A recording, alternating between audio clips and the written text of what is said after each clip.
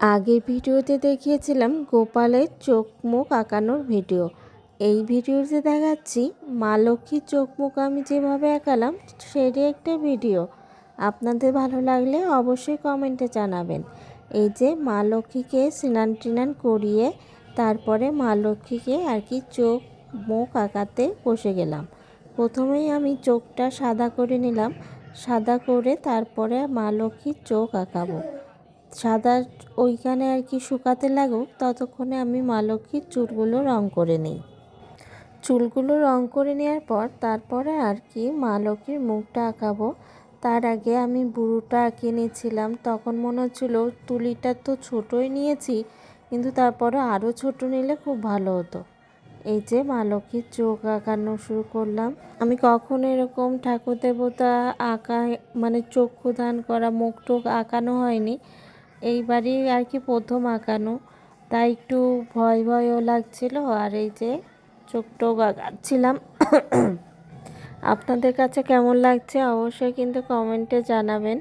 এই যে চোখ আঁকিয়ে নিচ্ছিলাম ভালো করে, তারপরে আর কি মা লক্ষ্মীকে সাজিয়ে নেব। এই যে মা লক্ষ্মীকে সাজানোর জন্য শাড়িও নিয়ে এসেছিলাম। ভাবলাম গোপাল আর লক্ষ্মীকে শাড়ি পরাবো, জামা পরাবো, যেহেতু একই কালারের নেই। অনলাইনে ভাবছিলাম নিব, কিন্তু অনলাইনে আর কি আস্তে আস্তে অনেক দেরি হয়ে যেত, তাই ভাবলাম এখান থেকে নিই, পরে অনলাইন থেকে নেব। তারপরে ওই পয়লা বৈশাখে যে দুটো ড্রেস পরিয়েছিলাম মা লক্ষ্মীকে আর গোপালকে, ওটা অনলাইন থেকেই নেওয়া।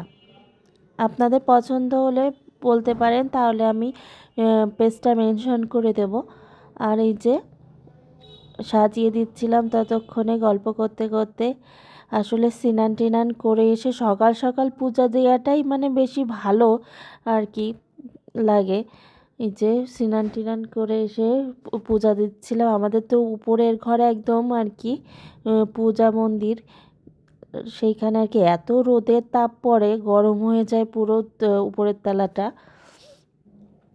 এই যে আমার এই লক্ষ্মীকে কেমন লাগছে অবশ্যই কিন্তু কমেন্টে জানাবেন। কেমন লাগছে, কেমনভাবে সুন্দর করে আঁকালাম অবশ্যই কমেন্টে জানাবেন। এই যে মা লক্ষ্মী গোপালের মুখ কখনোই আর কি এইভাবে আঁকানো হয়নি। এমনি তো খাতা কলমে আঁকানো, কিন্তু কখনো এভাবে আঁকানো হয়নি। একটু ভয় ভয়ও লাগছিল যে কেমন কি হবে, তাও মন থেকে শুদ্ধভাবে আঁকাচ্ছিলাম। ভুল হলে ক্ষমা করে দিও ঠাকুর, এরকমই বলছিলাম আর কি।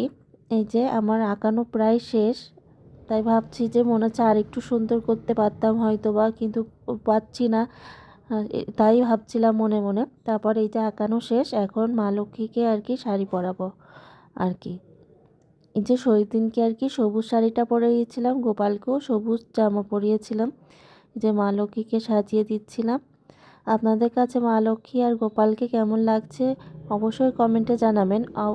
আগেই আমি জেনে গিয়েছি আপনাদের কাছে অনেক ভালো লেগেছে, অনেক কমেন্ট পেয়েছি আমি, অনেক ভালো লেগেছে আপনাদের। এই যে মা লক্ষ্মীকে চুল পরিয়ে দিলাম। এই যে মা লক্ষ্মীর সাজ হয়ে গেল। কেমন লাগছে অবশ্যই জানাবেন। ভালো থাকবেন, টিনা লাইফের সাথেই থাকবেন। ধন্যবাদ। আর আমাদের ভিডিওগুলো কেমন লাগে অবশ্যই কিন্তু কমেন্টে জানাবেন।